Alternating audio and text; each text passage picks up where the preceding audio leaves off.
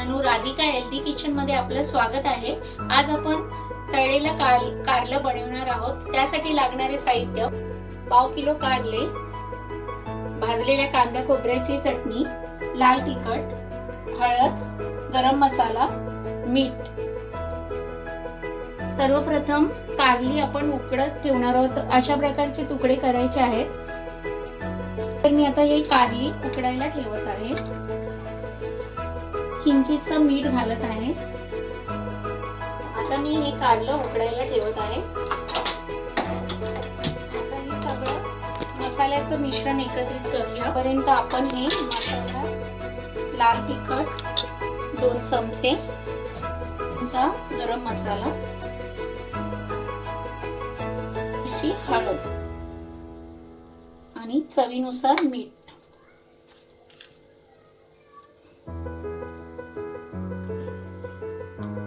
आता आपण हे मिश्रण एकत्रित करणार आहोत।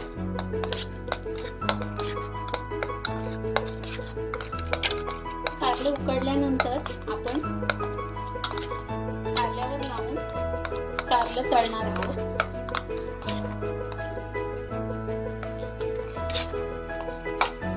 कारली उकडतात आहे। ते 15 मिनिटे ही कारली उकडून घेतलेली आहे। कारली थोडी गरम आहे, त्याच्यामुळे 2 मिनिटं आपण थांबणार आहोत। 10 ते 15 मिनिटं ही कारली उकडलेली आहे। आता आपण मी हलका त्याच्यातनं थोडं पाणी काढून घेते।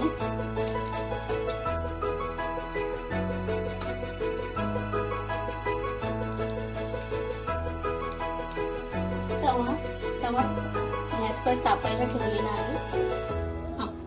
आपण त्याच्यात आता थोडंसं तेल टाकणार आहोत।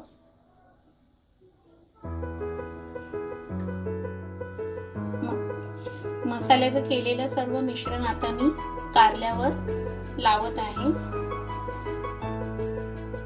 अशा प्रकारे लावून घेतलंय। त्यासाठी तव्यावर ठेवलेली आहे आणि मसाला मी कारल्याला लावून घेत आहे।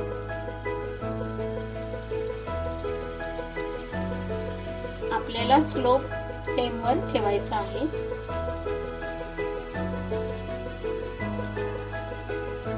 आता थोडी कारली आपण तव्यावर तळायला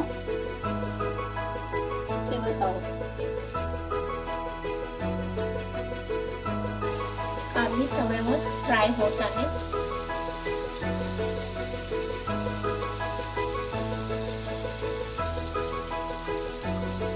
5 मिनिटं ही कारली मी फ्राय होण्यास ठेवलेली आहे। तळलेली कारली तयार आहे। ही रेसिपी तुम्हाला आवडली असेल तर ट्राय करा, लाईक करा, माझ्या चॅनलला सबस्क्राईब